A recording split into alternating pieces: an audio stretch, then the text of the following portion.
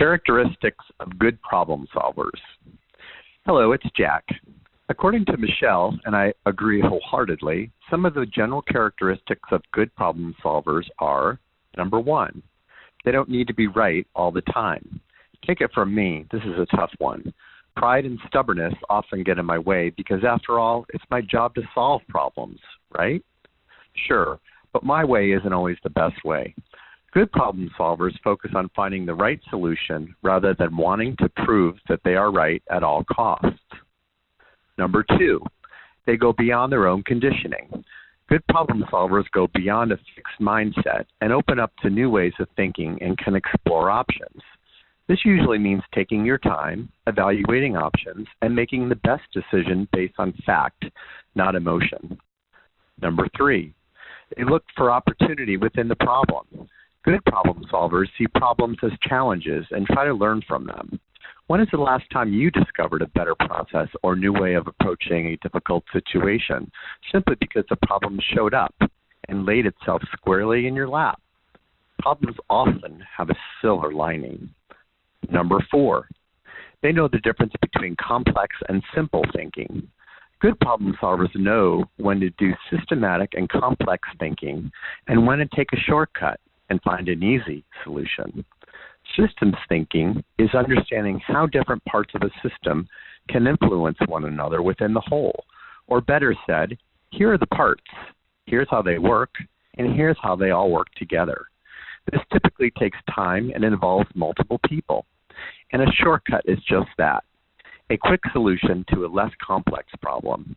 Knowing the difference and when to apply either option is key. Number five, they have clear definition of what the problem is. Good problem solvers can specifically identify the problem. If you don't have a clear idea of what the problem is, get help because you can't solve what you don't understand. Number six, they use the power of words to connect with people. Good problem solvers are socially well developed and connect with people so they can try to find win-win solutions. The best mediators are those that can show empathy, understanding, and approach problems collaboratively. Number seven, they don't create problems for others. Good problem solvers understand that to have their problems solved, they can't create problems for others. Good problem solvers who create fair solutions make a conscious effort not to harm others out of their own self-interest. They know such acts will have long-term consequences, even if the problem is temporarily solved. Number eight, they do prevention more than intervention. Good problem solvers have a number of skills to prevent problems from happening in the first place. They usually face less drama, conflict, and stressful situations, since they have clear boundaries, don't allow their rights to be violated, and do not violate the rights of others. They are geared toward positive thinking, so naturally they are surrounded with more positivity and have more energy to be productive. Number nine, they explore their options. Good problem solvers see more than one solution to a problem and find new and productive ways to deal with new problems as they arise. They also have a backup plan if the first solution doesn't work, and know how and where to ask for support and advice when needed. Number 10, they have reasonable expectations. Good problem solvers have reasonable expectations as to what the solution will be.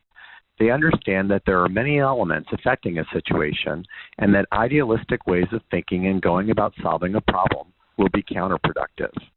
At the end of the day, good problem solvers do not have too many irrational fears when dealing with problems. They can visualize the worst case scenario, work their way out of it, and let go of the fear attached to it. Fear can make your logic and intuition shady and your decisions unproductive.